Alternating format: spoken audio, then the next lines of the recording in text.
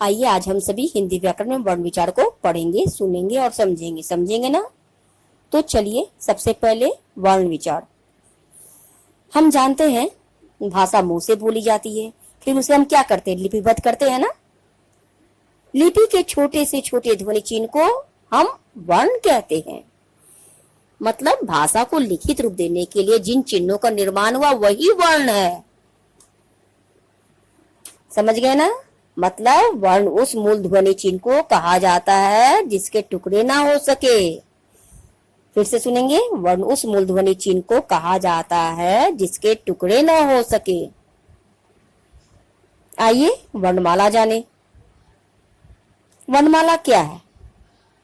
जब सभी वर्णों को क्रम से प्रस्तुत किया जाता है तो उसे वर्णमाला कहते हैं।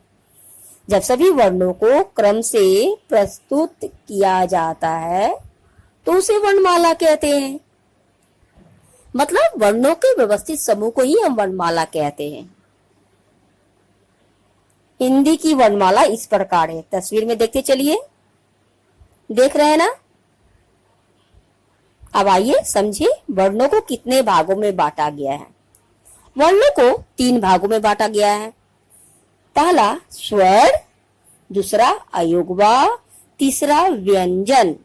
वर्णों को कितने भागों में बांटा गया है? वर्णों को 3 भागों में बांटा गया है, स्वर, अयोगवा और व्यंजन। देख रहे हैं ना आप लोग। स्वर की परिभाषा, जिन ध्वनियों के उच्चारण में हवा हमारे मुख से बिना रुकावट के निकलती है उन्हें स्वर कहते हैं। जिन ध्वनियों के उच्चारण में हवा हमारे मुख से बिना रुकावट के निकलती है उन्हें स्वर कहते हैं। समझ में आ गया ना। मतलब स्वर वे वर्ण है जो किसी भी अन्य वर्ण की सहायता के बिना बोले जाते हैं। इनकी संख्या कितनी है? इनकी संख्या 11 है। देख रहे हैं ना आप लोग। इनकी संख्या कितनी है? हाँ, इनकी संख्या 11 है। अब आइए समझिए कि स्वर के कितने भेद हैं। स्वर के 3 भेद हैं। ये स्वरों के 3 भेद होते हैं, ह्रस्व, दीर्घ और प्लुत। देख रहे हैं ना। ह्रस्व ये मूल स्वर कहलाते हैं। इनके उच्चारण में बहुत कम समय लगता है। इनकी संख्या 4 है। संख्या देख रहे हैं ना आप लोग। दीर्घ स्वर, इसके उच्चारण में ह्रस्व स्वर से दुगना समय लगता है, इसलिए दीर्घ कहलाते हैं। इनकी संख्या 7 है। प्लुत स्वर, इनके उच्चारण में मूल स्वर से 3 गुना समय लगता है।